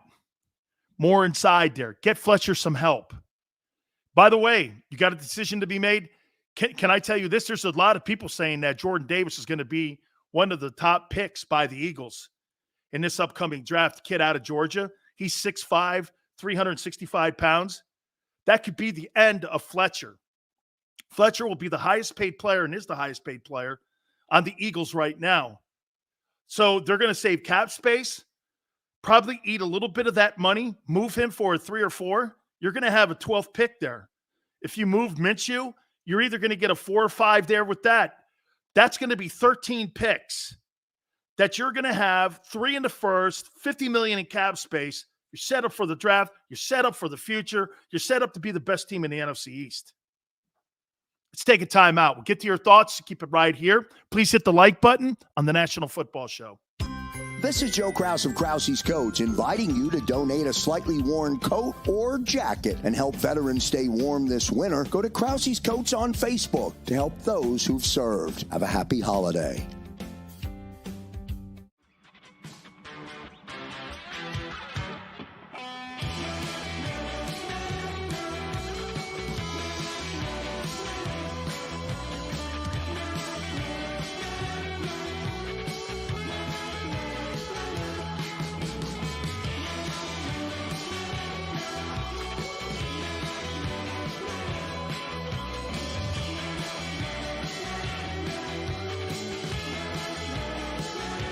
At Stateside Vodka, every new customer gets the world's best rocks glass. Free. What's that? A rocks glass? You're telling me that bottle is cut in half? You could say that. Holy shit. And you're telling me I can get one of these glasses for free? That's right. 1 free rocks glass per customer with each first-time purchase of Stateside Vodka. So good, it just disappears. The city of Philadelphia sparkles during the Christmas holiday season with an array of colorful light displays and illuminated Christmas trees, donated or installed for free by the talented electricians of IBEW Local 98. To learn more about who we are, what we do, and career opportunities at IBEW Local 98, visit us at www.ibew98.org.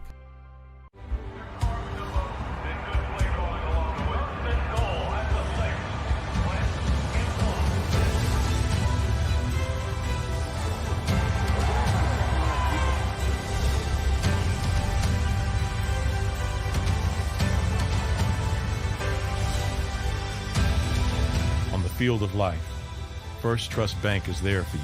Champions on 3. 1, 2, 3. Because Philadelphia dreams deserve a Philadelphia bank. As a hardworking American, You've never experienced how tough life can be until now. A catastrophic injury while working on the job. A personal injury from someone else's negligence. Turned away by other law firms in the region who didn't bother to learn your story. It's time to meet the Fritz & Bianculli Law Firm and managing partner Brian Fritz. Badly injured? Call the Fritz & Bianculli Law Firm. Find out why they say, "We got this." Go for the midnight dares. Go for the game. Go for the hits. Go for the fans. Go for the win. Go to Ocean Casino Resort. Book your trip at theoceanac.com.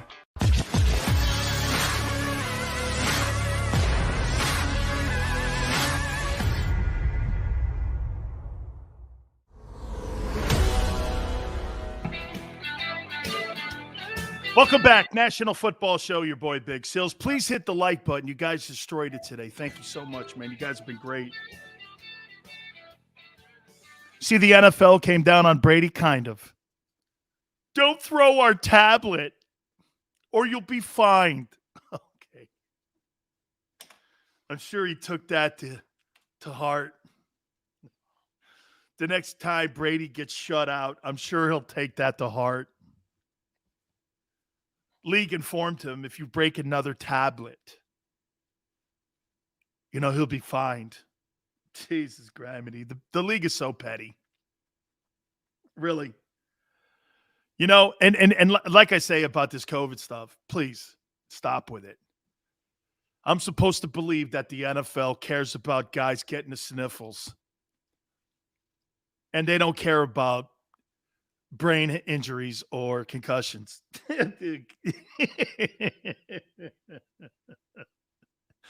Holy shit. They're the biggest bullshit artists on the planet. They will always be. And what they have is all the networks to facilitate, their narrative. Like Joe Buck a week ago? Well, the guy got knocked out in the Rams game. It must have been the reason he was shaking because it's cold out. No, maybe he got hockey knocked out because he got hit hard. It's a head injury. Wake up, dude. Oh, that's right. You probably got a memo. Don't talk about head injuries. Okay. Yeah, whatever, guy. We're holding him out because he's got symptoms. Since when? It's all PR'd, man. It's all window dressing. This COVID stuff is window dressing. These guys don't give a shit about it. They want to look good in the public because they want advertisers to feel comfortable. You think about this for a minute. So you're paying a quarterback $35 million a year to sit on his ass and he's healthy and he can't play. For what reason? Oh, you get more in PR coverage from all the networks that are saying you're doing the right thing public. Oh, I see. It gives a nice shine to our league. Okay. Yeah, that's it. They're more impressed with the PR look than they are with the reality look. 99% of the league is vaccinated with a booster. And they're still holding guys out. Full salary, too. I think those owners have come, 32 sharks have done this. We're going to get a better spin from places like CNN and Fox, CBS News, MSNBC, and all these places like that if we have the illusion that we're caring about this COVID outbreak. That's all they're doing it for. You're holding a guy making $38 million out of a game, and he's healthy. Since when has that been a fashion statement by the league? When they've been pushing guys out for the last 100 years. Get out there, kid. Can you go? Oh, yeah, I could go. You just had surgery Tuesday. I know, but I'll go. I blew my knee out in St. Louis when I was playing against, believe it or not, the Cardinals. I had a knee scope on Tuesday. I played that Sunday because they told me, hey, can you go? Yeah, I could go. Of course I was hurting. Didn't matter. Tape it up. Let's go. But that's changed. Oh, yeah, okay. Don't believe these people, man. Don't believe it. They're doing it for window dress. And I told you what the story was in Green Bay. Aaron Andrews doing that social distancing interview, and then when she thought the cameras are off, she hugged him. Yeah, that looked well. That was a good look for Fox. Oh, okay. The cameras aren't on me. Aaron, great job. All right, let's move on because people are falling asleep, including me. Top 10 teams in the NFL right now. By the way, you tell me if the Eagles deserve to be in this. I'll go from 10 up. Okay? You caught that, Shakur? Right? Right? I was like, you hugged him? 2 seconds after the interview, she hugged him. I'm like, with them no mask. And I'm like, oh, okay. Here's 10. Here's my top 10 NFL teams. Patriots, 9-6. Bengals, 9 at 9-6. Bills are 8 at 9-6. Colts are 7 at 9-6. I got the Titans at 6 at 10-5. I got the Buccaneers 5th at 11-4. I got the Cowboys 4th at 11-4. I've got the Rams 3rd at 11-4. I got the Chiefs 2 at 11-4. I got the Packers number 1 at 12-3. To recap, my top 10 teams: Patriots, Bengals, Bills, Colts, Titans at 6. 5 is Bucks. 4 is Cowboys. Rams 3. Chiefs 2. Packers are 1. I got the Eagles at 14. 14 out of 32, guys. Okay? remember, 7 teams from each conference make it to the playoffs, so they're a playoff team. Being 14 is not bad. Means you're a postseason opponent. And anything can happen in the postseason. And by the way, you could drastically move yourself up, especially if the Patriots continue to fade here at the end here. The Bills walk back from being who they were this past weekend against the Patriots. The Colts, they may drop that game versus the Raiders if Wentz doesn't play. The Titans have been a surprise. They could lose at any time. The Buccaneers were shut out 2 weeks ago by that shitty Saints team that looked awful against the Miami Dolphins last night. The Rams can be run off the carpet. The Cowboys, because they beat a team that had surrendered in Washington, who knows what they look like. I believe they have Arizona this weekend. How about that? Arizona's not in the top 10 now. Huh? And the 2 teams that have been playing the best football for the last 2 months has been Chiefs and Packers. That could be your Super Bowl. Is that a Super Bowl one rematch? Or was it Raiders and Packers? I don't remember.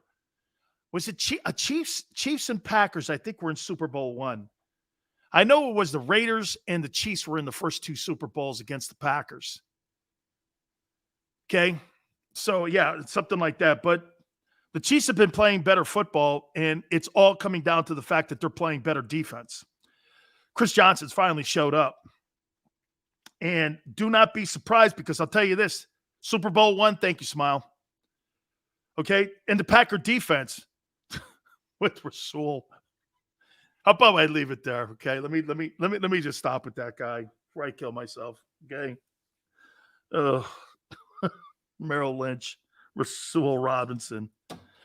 Oh, God. You know, I've got some of the most useless stats of all time in my brain. God knows, man, what's up with that. God forbid me. But this can change here. Fresh Prince says, stop making excuses for the Eagles. We're not good because the first 8 games showed us who we were. No, I don't agree with that, 215. I think you play better towards the end of the year, and that defines who you are. You had a brand new coach and a brand new system at the beginning of the year, guys. Didn't you think it was going to take a couple baby steps to catch yourself and gather yourself? How do you not think that? You move it. Hey, you think moving into a new, say you got a new job and you go into your new place. You think you're just going to all of a sudden have a seamless transition and things are going to go smooth? Come on, man. How do you think that? Not everything is Tom Brady. And by the way, that didn't go smooth. They were 7-5. Remember when LeBron James went down to Miami? And what was that team? They were like 10-9 before they went on a championship run. They were not getting it together. And look at the Brooklyn Nets last year. They put all those stars together. Didn't matter. You put the wrong stars together because Kyrie's a snowflake and a weirdo. And then you got a burner account KD. And you got fathead James Harden. That was never going to work. Those are the wrong three. Okay? I mean, you've got to learn one another, your mannerisms, how you run a team. Oh, Cole, it's all good. Wait a minute. People are, we don't, guy makes a bad take, but the first 8 games of the year, man, those guys were getting to know one another. Okay? Eagle Empire says, first 8 games with a whole new staff. Dude, hey, and a new system, new terminology. All of that. Different responsibilities. Fletcher Cox came out and said, I don't know, man. This is way different than Jim Schwartz. Another one of the better units. By the way, the Eagle defense has been one of the top units since week 8 moving forward. Andrew says Kyrie did nothing wrong. No. Just thinking that the world's flat. I'm not talking about him and his vaccination thing. That's his decision to make. Okay? Lou Albano, best take of today. Thank you. Yeah, okay, Chris. Don't call me cute again.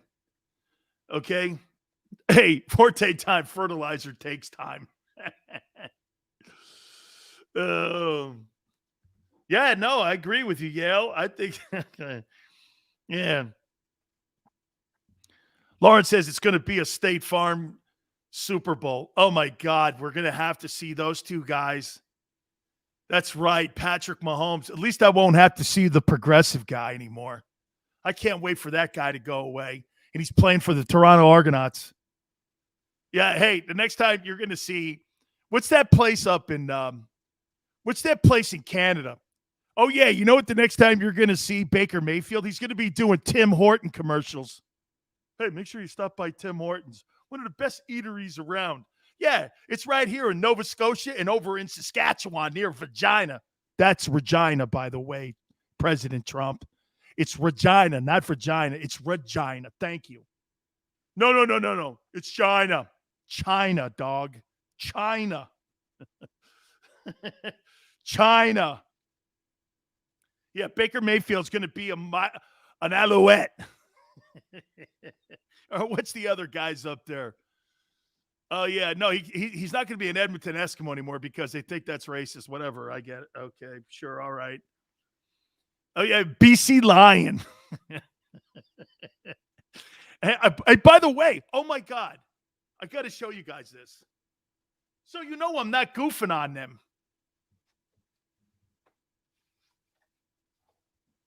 So you know that I really – hey, wait a minute. So you know that I like the Canadian Football League.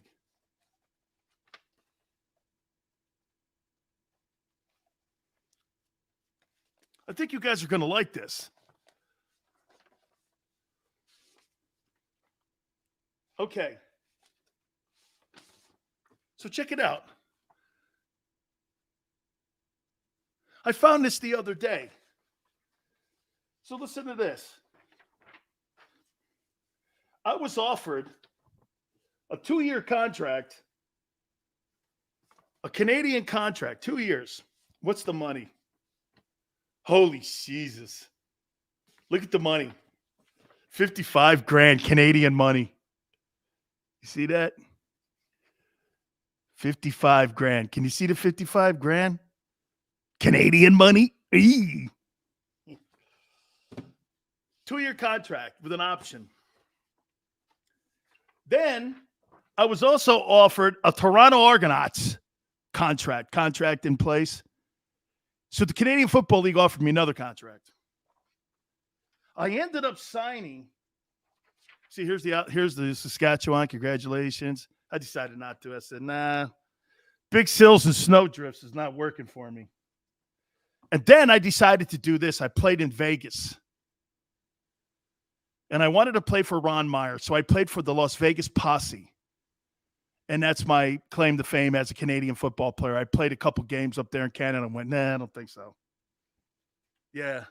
So I was offered 3 contracts, and I played for one of them. Yeah. So I'm an NFL and CFL alum. Okay, guys, that's like $24K here. Thank you. We're in Philly, maybe. Right? What's gas? $17? A loaf of bread's $18. Can't even buy my eggs in Philly anymore. Canadian bacon. Thank you. Thank you, old Cole.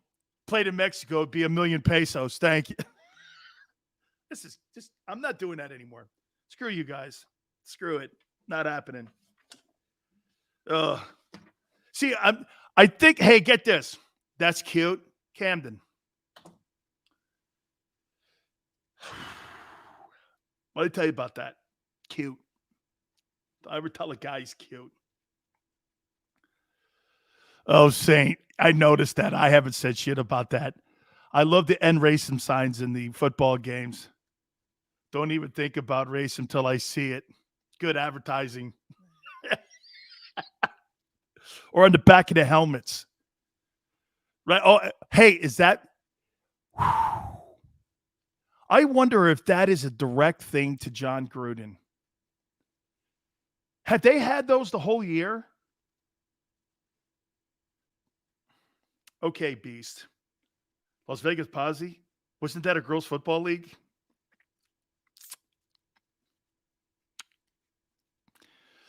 Okay. No, they're not. No, Lawrence.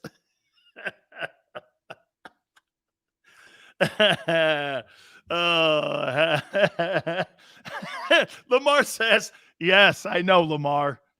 Half these guys got cut by their little leagues. No way, man. You're in here with us, man. Hey, as far as I'm concerned, we're all in this together having a fun time. I don't get twisted like that. Okay? I don't get twisted like that. Dude, we don't get twisted like that, man. Xander's like, hey, wait a minute. I don't know.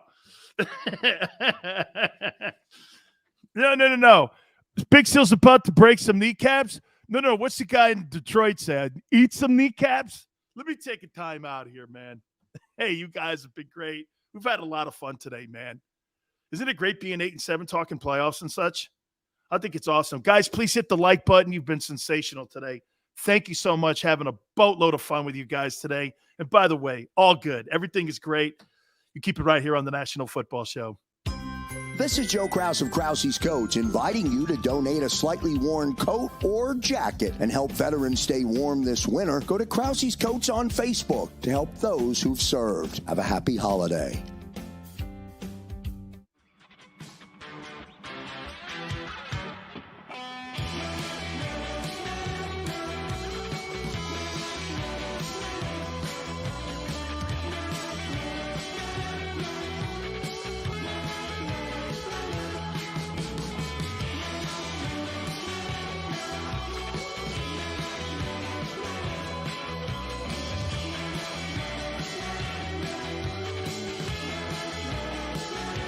At Stateside Vodka, every new customer gets the world's best rocks glass, free.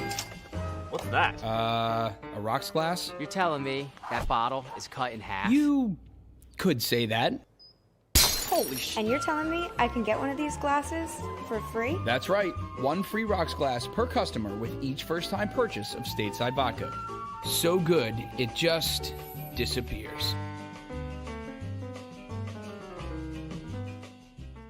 The city of Philadelphia sparkles during the Christmas holiday season with an array of colorful light displays and illuminated Christmas trees. Donated or installed for free, by the talented electricians of IBEW Local 98. To learn more about who we are, what we do, and career opportunities at IBEW Local 98, visit us at www.ibew98.org.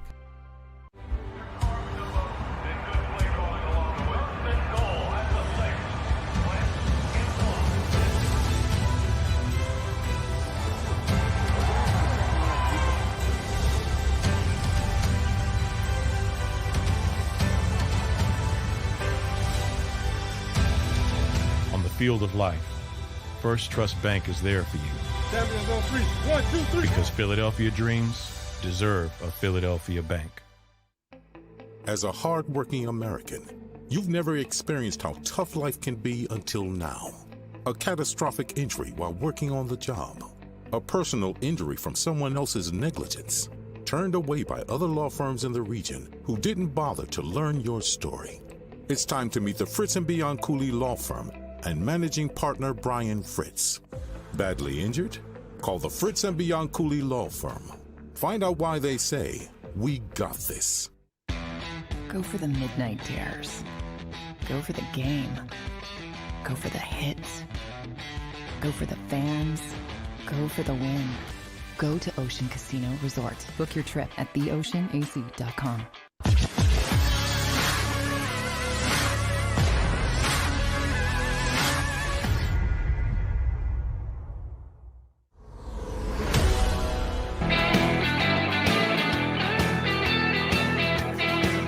Dan Sileo, National Football Show. East Camden's like my grandfather.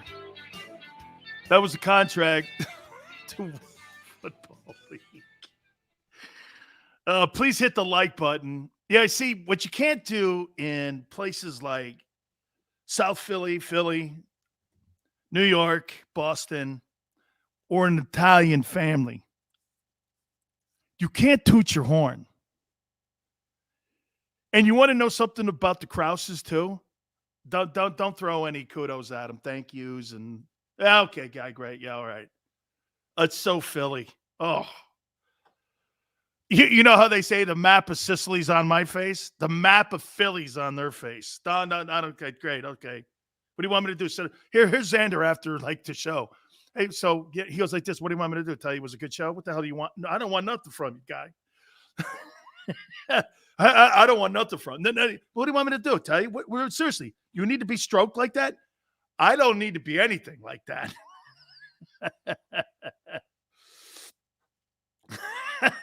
Lenny, thank you, man. Holy cow. Yo, no, the Krauses have that too. I sent something like the Big Joe. Hey, yeah, all right, guy, whatever. Get me Frank Wright. You know, I'm going like, oh, I know. He got old. This guy's got half a team on the COVID list. I know. I'm working on it. I love him, though, man. It's all good. Sills, you need your own YouTube channel. Do I look like a guy that knows how to run a YouTube channel? Are you kidding? Do you know how many times I have to restart my freaking computer every time I go on with you guys? Okay, when I was in radio, all I knew was the red button. There, right, that thing? Okay, that thing there? All right, good. Okay. Oh, Cole, no.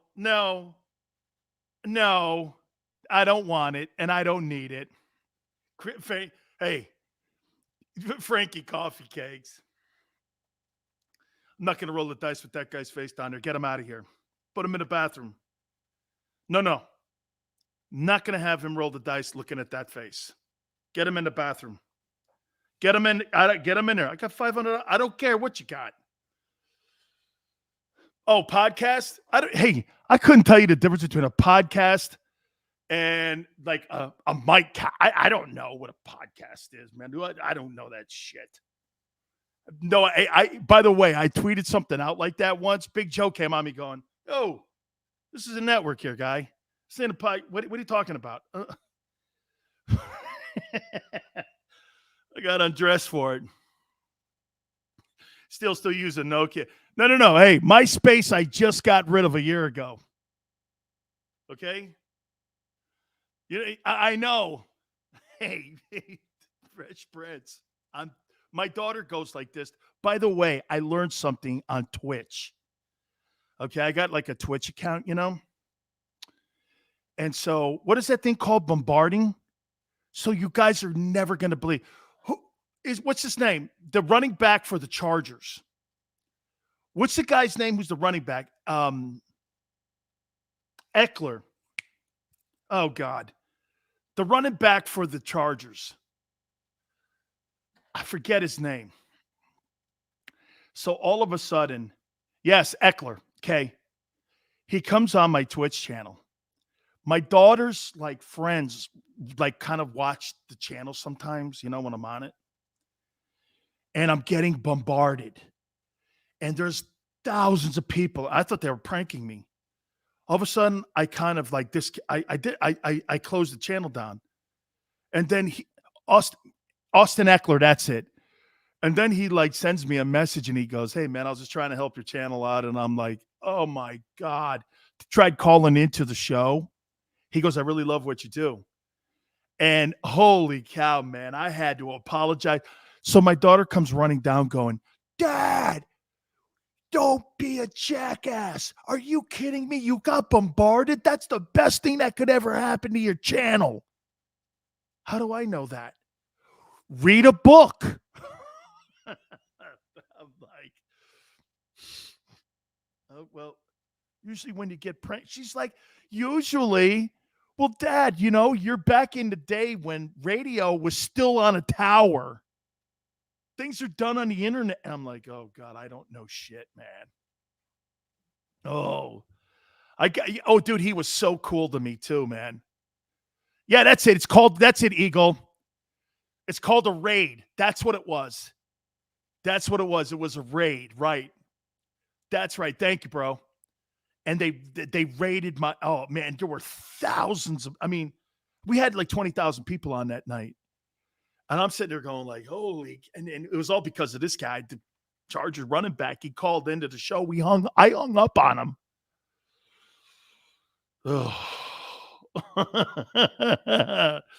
Oh man. Hey, Big Chris, kiss my ass. A raid. That's Eddie. It was so cool, man. Yeah, we've become friends ever since then, man. I really like the guy. Then again, we've had the Charger general manager on. They've kind of walked backwards a little bit. They've had some horrible losses over the last month. I thought they were going to be a player too. Okay, I really did. Seals, who do you have the Eagles playing round one? Best guess. That's a good take. Lenny, if I were going to put money on this right now, I think it's going to be Dallas. Okay, because I think Dallas is in the 2-hole. And with the bye that Green Bay gets, I think they play right now. Wouldn't Dallas play the Eagles if everything finishes up the way it does? Wouldn't Dallas play the Eagles? I think it would be the Cowboys. So you'd get Cowboys for 120 minutes football. Okay? Fly says if they make it, take care of business these next 2 weeks. I don't know what Dallas is going to do because I think Dallas is still playing for seeding. Who's in the 3? Aren't the Bucks?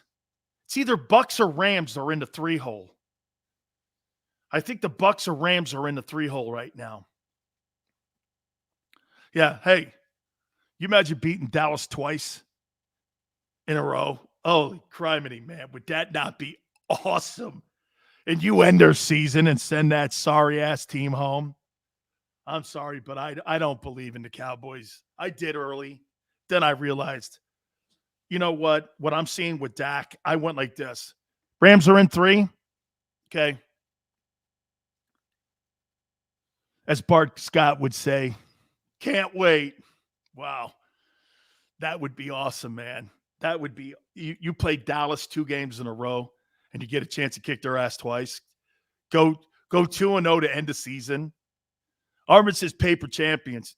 You know what I would say to you, Saint? I would say this. The Cowboys are media champions. Don't you think? They're media champions. Big Chris, who's Stephen A? Never heard of him. Guy makes $10 million a year, though. How you doing? Right? Yeah, marketing champs. Yeah, they're the media champions. Hey, right?